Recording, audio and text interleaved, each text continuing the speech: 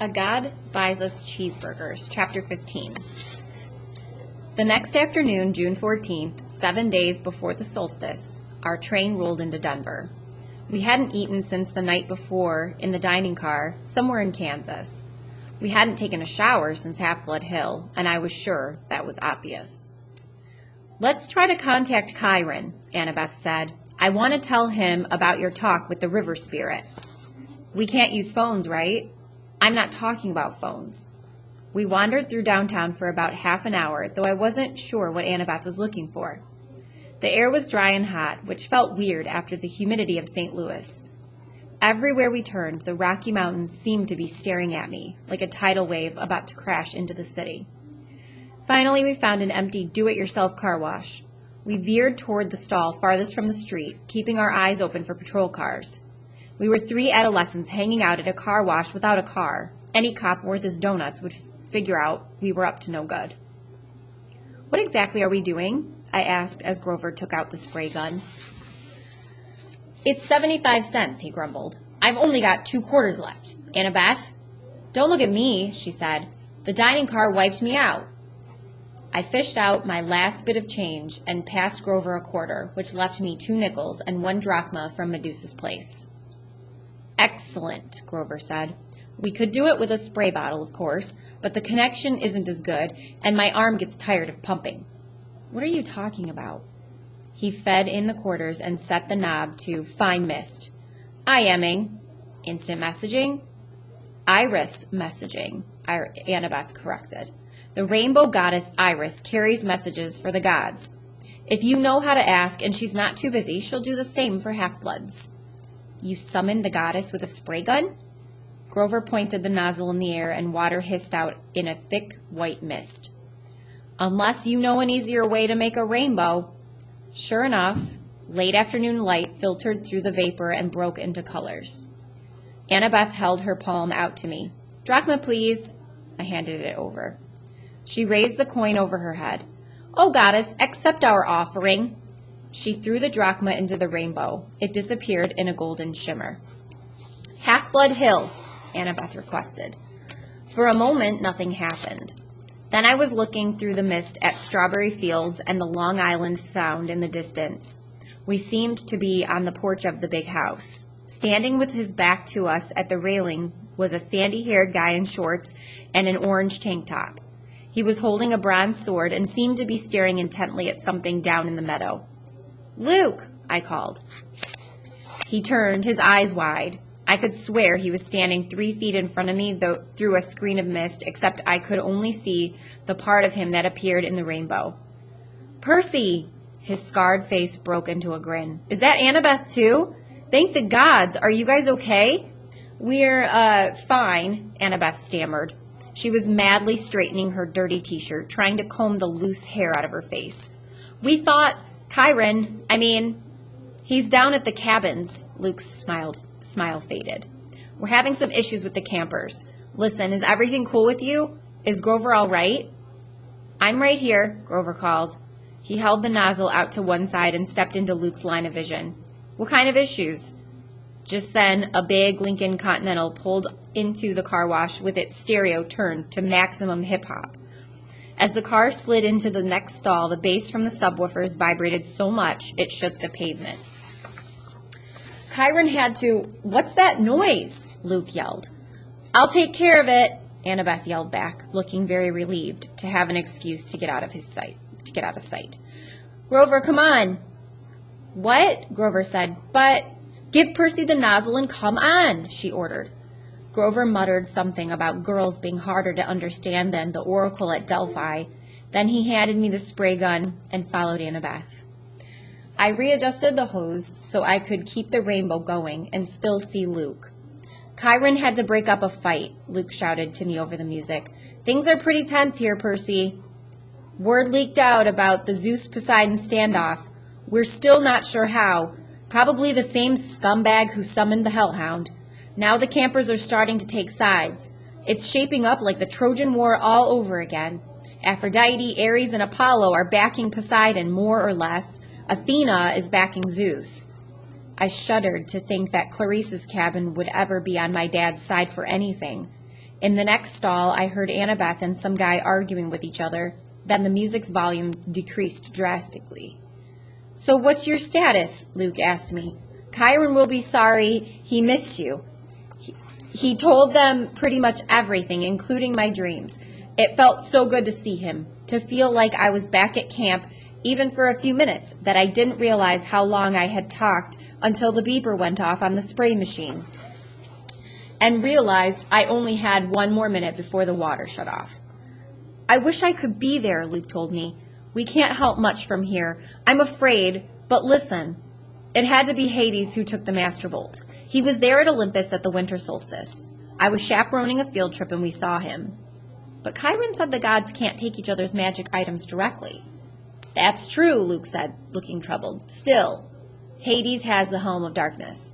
How could anybody else sneak into the throne room and steal the Master Bolt? You'd have to be invisible."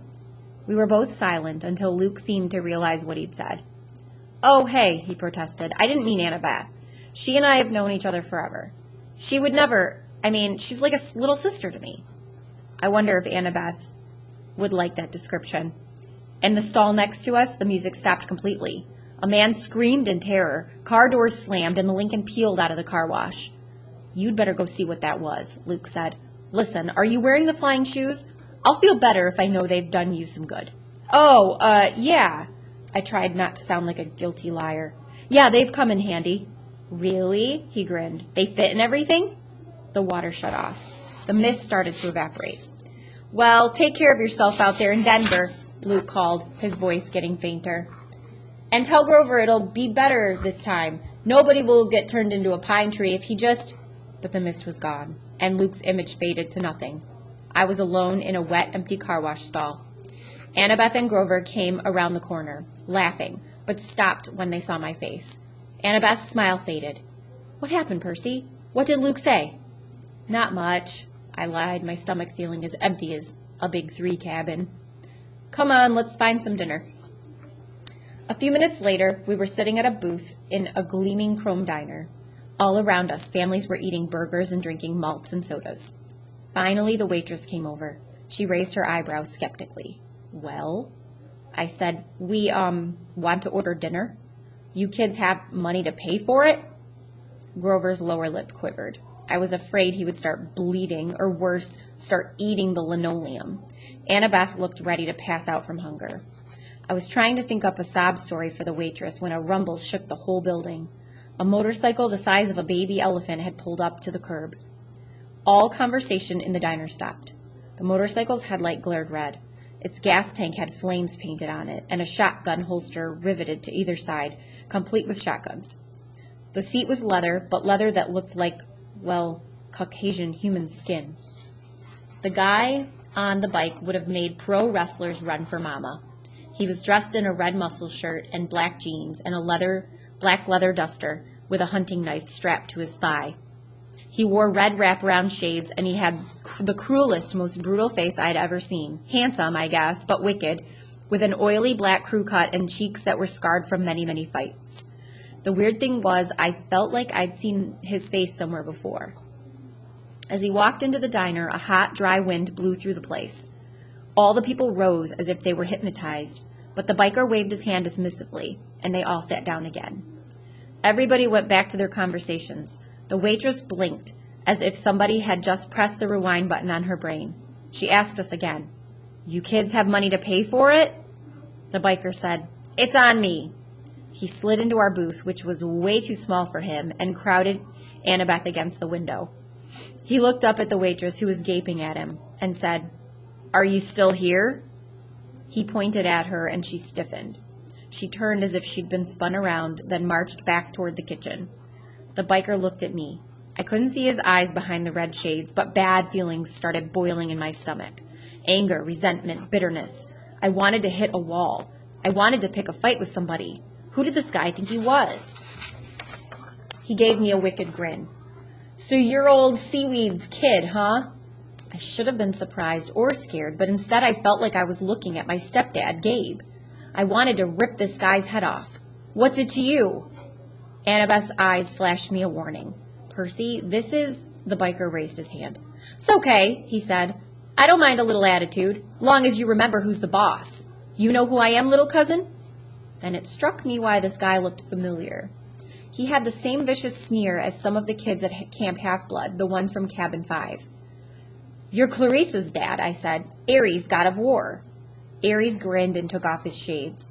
Where his eyes should have been, there was only fire, empty sockets glowing with miniature nuclear explosions. That's right, punk.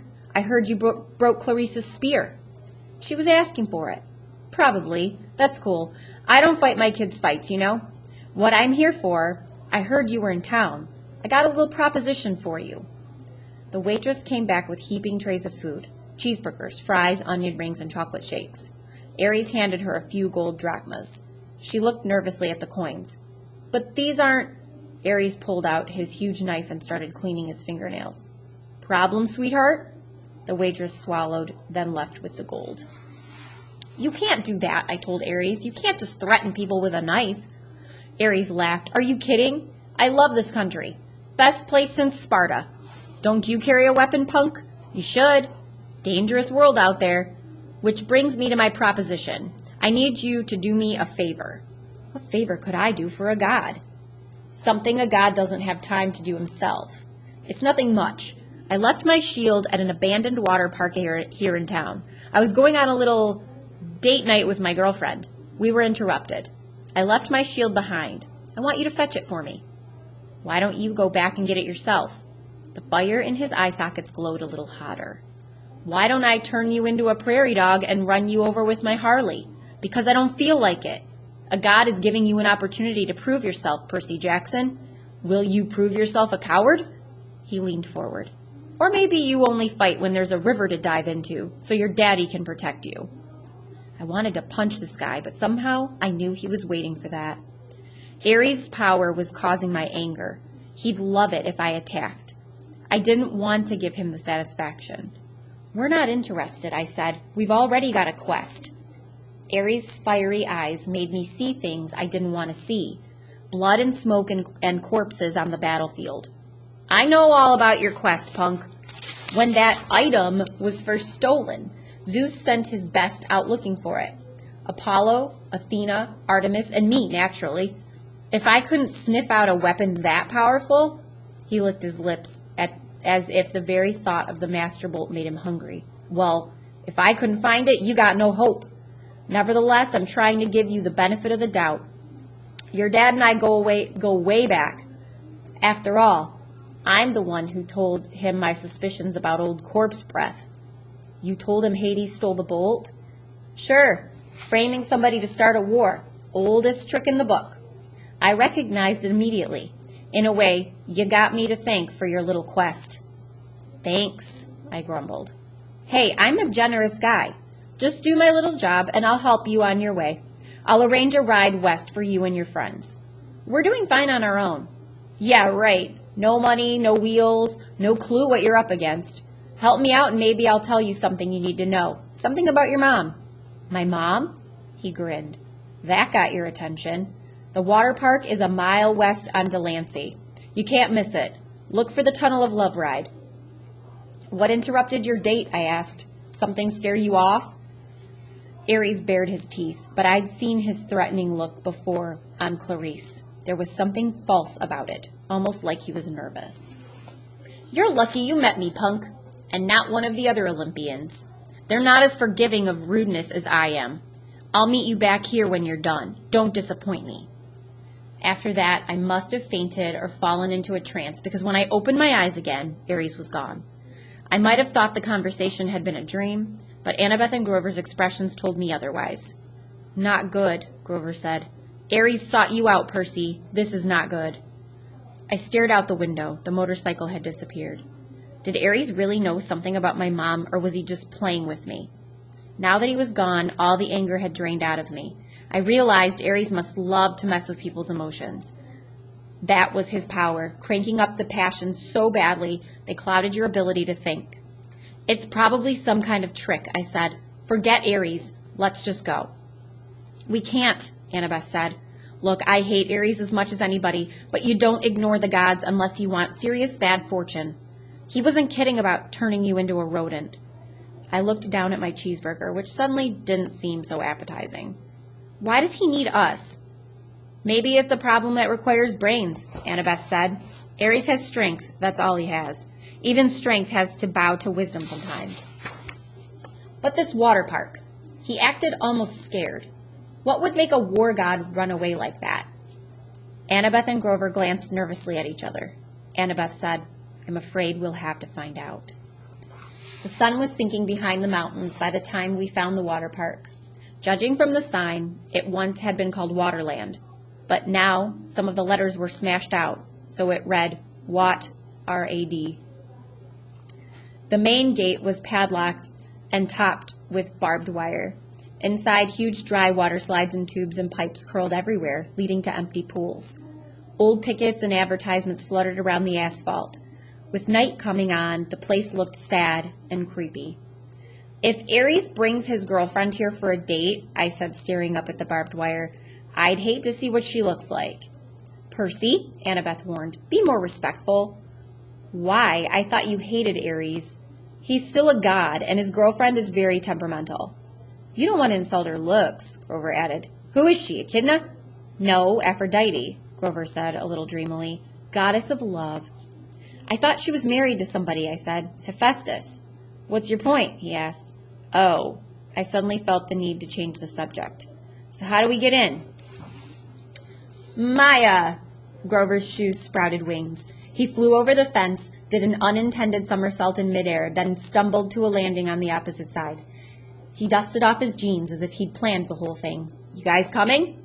Annabeth and I had to climb the old-fashioned way, holding down the barbed wire for each other as we crawled over the top. The shadows grew long as we walked through the park, checking out the attractions. There was Ankle Biter Island, Head Over Wedgie, and Dude, Where's My Swimsuit? No monsters came to get us. Nothing made the slightest noise. We found a souvenir shop that had been left open. Merchandise still lined the shelves. Snow globes, pencils, postcards, and racks of clothes, Annabeth said. Fresh clothes. Yeah, I said, but you can't just watch me. She snatched an entire row of stuff off the racks and disappeared into the changing room. A few minutes later, she came out in Waterland flower print shorts, a big red Waterland t-shirt, and commemorative Waterland surf shoes. A Waterland backpack that was slung over her shoulder, obviously stuffed with more goodies. What the heck? Grover shrugged. Soon all three of us were decked out like walking advertisements for the defunct theme park. We continued searching for the Tunnel of Love. I got the feeling that the whole park was holding its breath. So, Aries and Aphrodite, I said, to keep my mind off the growing dark. They have a thing going? That's old gossip, Percy, Annabeth told me. 3,000-year-old gossip. What about Aphrodite's husband? Well, you know, she said, Hephaestus, the blacksmith. He was crippled when he was a baby, thrown off Mount Olympus by Zeus, so he isn't exactly handsome. Clever with his hands and all, but Aphrodite isn't into brains and talent, you know. She likes bikers. Whatever. Hephaestus knows? Oh, sure, Annabeth said. He caught them together once. I mean, literally caught them in a golden net and invited all the gods to come and laugh at them. Hephaestus is always trying to embarrass them. That's why they meet in out-of-the-way places like... She stopped looking straight ahead. Like that. In front of us was an empty pool that would have been awesome for skateboarding. It was at least 50 yards across and shaped like a bowl. Around the rim, a dozen bronze statues of Cupid stood guard with wings spread and bows ready to fire. On the opposite side from us, a tunnel opened up, probably where the water flowed into when the pool was full. The sign above it read, Thrill Ride of Love. This is not your parents' tunnel of love. Grover crept toward the edge. Guys, look!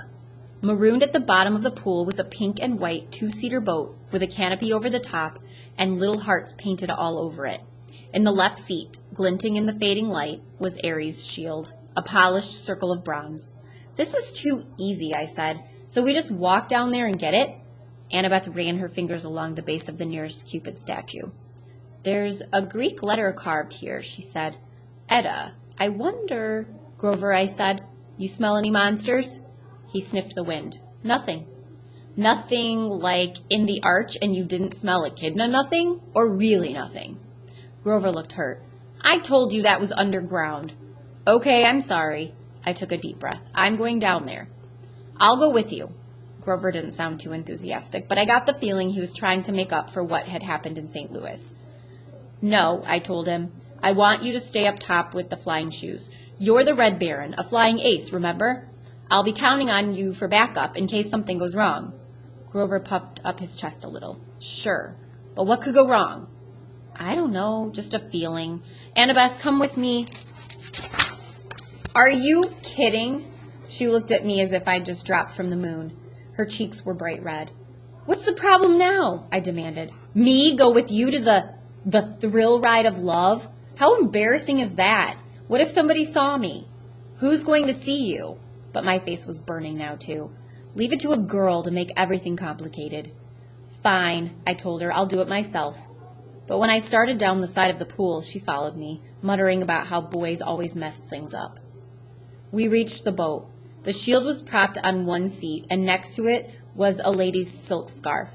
I tried to imagine Ares and Aphrodite here, a couple of gods meeting in a junked-out amusement park ride. Why? Then I noticed something I hadn't seen from up top. Mirrors all the way around the rim of the pool, facing this spot. We could see ourselves no matter which direction we looked. That must be it. While Ares and Aphrodite were smooching with each other, they could look at their favorite people, themselves. I picked up the scarf. It shimmered pink, and the perfume was indescribable. Rose or mountain laurel. Something good. I smiled, a little dreamy, and was about to rub the scarf against my cheek when Annabeth ripped it out of my hand and stuffed it in her pocket. Oh, no, you don't. Stay away from that love magic. What? Just get the shield, seaweed brain, and let's get out of here. The moment I touched the shield, I knew we were in trouble. My hand broke through something that had been connecting it to the dashboard. A cobweb, I thought, but then I looked at a strand of it in my palm and saw it was some kind of metal filament, so fine it was almost invisible. A tripwire. Wait, Annabeth said. Too late. There's another Greek letter on the side of the boat, another Edda. This is a trap. Noise erupted all around us, of a million gears grinding, as if the whole pool were turning into one giant machine. Grover yelled, Guys! Up on the rim, the Cupid statues were drawing their bows into firing position. Before I could suggest taking cover, they shot, but not at us. They fired at each other, across the rim of the pool. Silky cables trailed from the arrows, arcing over the pool and anchoring where they landed to form a huge golden asterisk. Then, smaller metallic threads started weaving together magically between the main strands, making a net. We have to get out, I said. Duh, Annabeth said. I grabbed the shield and we ran, but going up the slope of the pool was not as easy as going down. Come on, Grover shouted. He was trying to hold open a section of the net for us, but wherever he touched it, the golden threads started to wrap around his hands. The Cupids' heads popped open. Out came video cameras. Spotlights rose up all around the pool, blinding us with illumination, and a loudspeaker voice boomed. Live to Olympus in 1 minute. 59 seconds. 58. Hephaestus! Annabeth screamed. I'm so stupid. Edda is H. He made this trap to catch his wife with Ares. Now we're going to be broadcast live to Olympus and look like absolute fools. We'd almost made it to the rim when the row of mirrors opened like hatches of thousands of tiny metallic things poured out. Annabeth screamed. It was an army of wind-up creepy crawlies, bronze gear bodies, spindly legs like little pincher mouths, all scuttling toward us in a wave of clacking, whirring metal. Spiders! Annabeth said. Ah!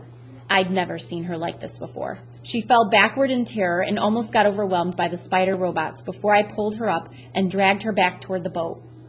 The things were coming out from all over around the rim now, millions of them, flooding toward the center of the pool, completely surrounding us. I told myself they probably weren't programmed to kill, just corral us and bite us and make us look stupid. Then again, this was a trap meant for gods, and we weren't gods. Annabeth and I climbed into the boat. I started kicking away the spiders as they swarmed aboard. I yelled at Annabeth to help me, but she was too paralyzed to do much more than scream. 30, 29, called the loudspeaker. The spiders started spitting out strands of metal thread, trying to tie us down. The strands were easy enough to break at first, but there were so many of them, and the spiders just kept coming. I kicked one away from Annabeth's leg, and its pinchers took a chunk out of my new surf shoe. Grover hovered above the pool in his flying sneakers, trying to pull the net loose, but it wouldn't budge. Think, I told myself. Think. The tunnel of love entrance was under the net. We could use it as an exit, except that it was blocked by 1,000,000 robot spiders. 15, 14, the loudspeaker called. Water, I thought. Where does the ride's water come from?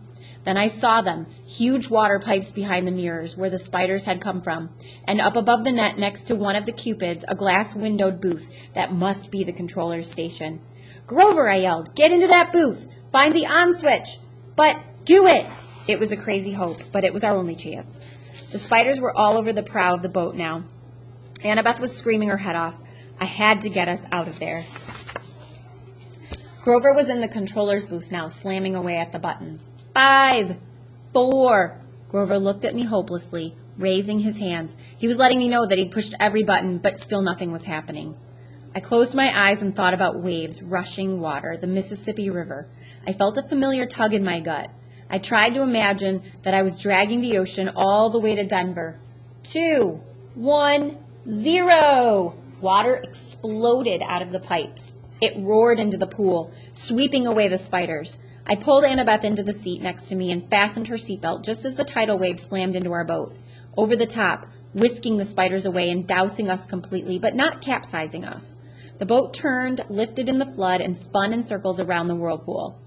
The water was full of short-circuiting spiders, some of them smashing against the pool's concrete wall with such force they burst. Spotlights glared down at us. The Cupid cams were rolling, live to Olympus. But I could only concentrate on controlling the boat. I willed it to ride the current, to keep away from the wall. Maybe it was my imagination, but the boat seemed to respond. At least, it didn't break into 1,000,000 pieces. We spun around one last time, the water level now almost high enough to shred us against the metal net. Then the boat's nose turned toward the tunnel, and we rocketed through the darkness. Annabeth and I held tight, both of us screaming as the boat shot curls and hugged corners and took 45-degree plunges past pictures of Romeo and Juliet and a bunch of other Valentine's Day stuff. Then we were out of the tunnel, the night air whistling through our hair as the boat barreled straight toward the exit.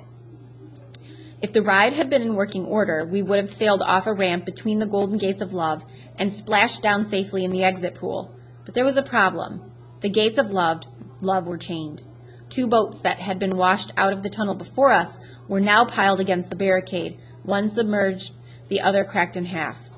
Unfasten your seatbelt, I yelled to Annabeth. Are you crazy? Unless you want to get smashed to death. I strapped Aries' shield to my arm. We're going to have to jump for it. My idea was simple and insane. As the boat struck, we would use its force like a springboard to jump the gate. I'd heard of people surviving car crashes that way, getting thrown 30 or 40 feet away from an accident. With luck, we would land in the pool. Annabeth seemed to understand. She gripped my hand as the gates got closer. On my mark, I said. No, on my mark. What? Simple physics, she yelled. Force times the trajectory angle. Fine, I shouted. On your mark.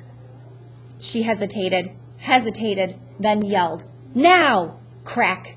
Annabeth was right. If we jumped when I thought we should have, we would have crashed into the gates. She got us maximum lift.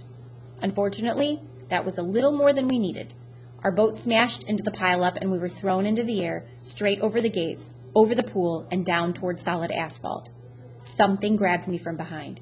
Annabeth yelled, Ouch! Grover! In midair, he had grabbed me by the shirt and Annabeth by the arm and was trying to pull us out of a crash landing, but Annabeth and I had all the momentum. You're too heavy, Grover said. We're going down. We spiraled toward the ground, Grover doing his best to slow the fall. We smashed into a photo board, Grover's head going straight into the hole where tourists would put their faces, pretending to be Nunu the friendly whale. Annabeth and I tumbled to the ground, banged up but alive. Aries' shield was still on my arm. Once we caught our breath, Annabeth and I got Grover out of the photo board and thanked him for saving our lives. I looked back at the thrill ride of love. The water was subsiding. Our boat had been smashed to pieces against the gates. 100 yards away at the entrance pool, the Cupids were still filming. The statues had swiveled so that their cameras were trained straight on us, the spotlights in our faces. Show's over, I yelled. Thank you, good night. The Cupids turned back to their original positions. The lights shut off. The park went quiet and dark again. except for the gentle trickle of water into the Thrill Ride of Love's exit pool. I wondered if Olympus had gone to a commercial break, or if our ratings had been any good. I hated being teased. I hated being tricked. And I had plenty of experience handling bullies who liked to do that stuff to me. I hefted the shield on my arm and turned to my friends. We need to have a little talk with Ares.